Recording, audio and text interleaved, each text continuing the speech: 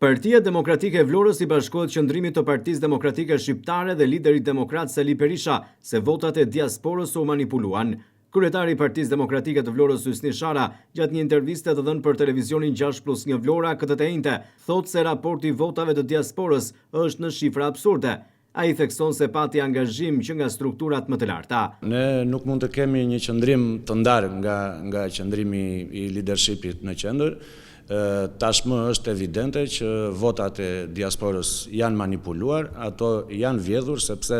është e pamundur që të ketë një disproporcion midis votës brenda vendit dhe votës jashtë vendit. Sa për të ilustruar këtë, mund t'ju them që në qofse në qarkun Vlorë, në votimin brenda vendit, raporti midis PD-s dhe PS-s është në rangun 1:2.2,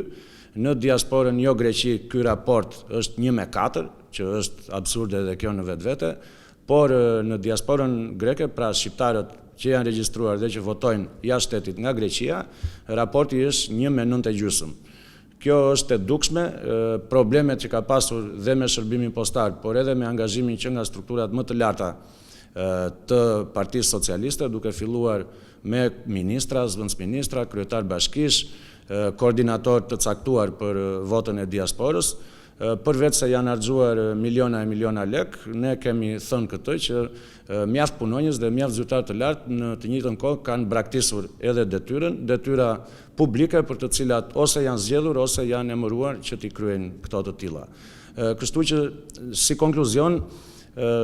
nuk mund të marrim ne si deg një vendim për njohjen apo mosnjohjen e votës së diasporës, por ajo flet vetë, ajo është e manipuluar në mënyrë masive. Kryedemokrati Shara ndalet e tek hapat që do të ndërmerren në vijim deri tek apelimi, por thekson se çdo lëvizje do të bëhet e studiuar dhe me prova e fakte. Patjetër që Partia Demokratike është duke shqyrtuar dhe po gjykon dhe po arsyeton mbi të gjitha mundësitë, mbi të gjitha opsionet, dhe është fatkeqësi që ndodhi kjo dhe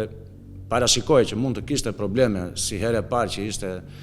votimi i diasporës, por jo në këtë mas dhe jo në këtë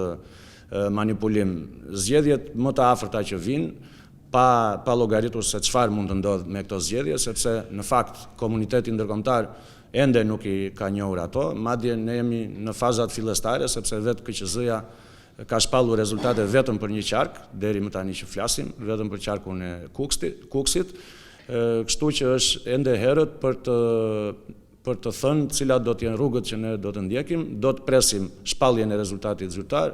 do të ndiqen mënyrat e ankimimit në KAS dhe në kolegjin zgjedhor dhe pastaj do të arsyetohet mbi mënyrën e mëtejshme të veprimit. Votat e diasporës bën që Partia Demokratike në Vlorë të humbas mandatin e listës së sigurt, ku Atyrt Hoxha nuk do të hyjë dot në Kuvendin e Shqipërisë. Kryedemokrati Hysni Shara ndjen keqardhje, por flet edhe për atë që e cilëson trio në deformimin e këtij procesi.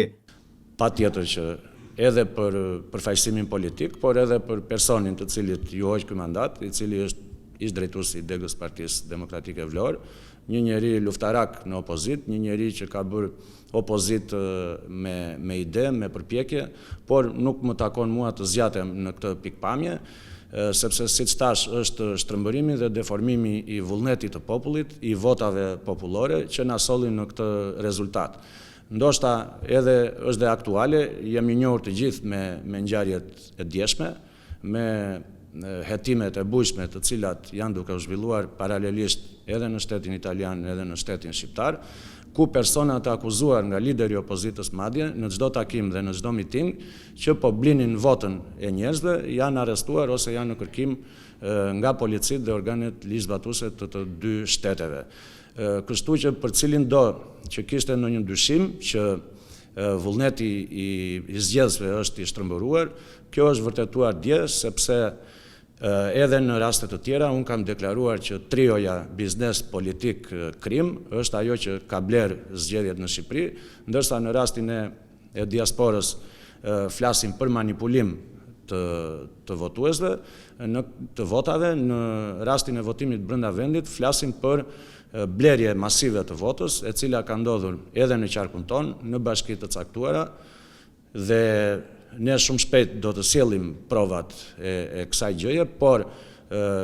arrestimet e djeshme, hetimet e djeshme tregojnë se vota popullore u blen në mënyrë masive nga kjo trio ku kriminali njerë bëhet biznesmen, biznesmeni politikan, edhe anasjellas pra ndrojnë rolet për të shtrëmbëruar vullnetin e njerëzve.